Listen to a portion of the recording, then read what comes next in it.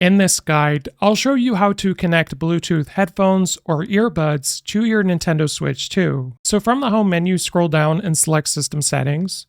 Then scroll down to Bluetooth Audio on the left sidebar, and then scroll over and select Pair Device. So this has put your Switch 2 into pairing mode. So at this point, you can grab your headphones or earbuds, and you may have a pairing button on it, or you may have to press and hold the power button, which will put it into pairing mode depending on your device. So you can see mine's now in pairing mode by the flashing. So I'm going to go onto my Switch 2, and now you can see I can simply just select my Beats headphones, and it will connect. So after a few seconds after it's connected, you'll now see in the top left that it's been connected. So you can adjust the volume at the top on your Switch 2. And it'll also give you a rundown as to some of the limitations when using Bluetooth audio.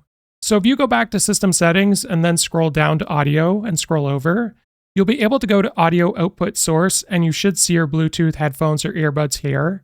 As well as if you scroll down, you can adjust the headphone virtual surround, as well as mute headphones when disconnected, in addition to lowering the max headphone volume. If this guide was helpful, like and subscribe, and we'll see you in the next one.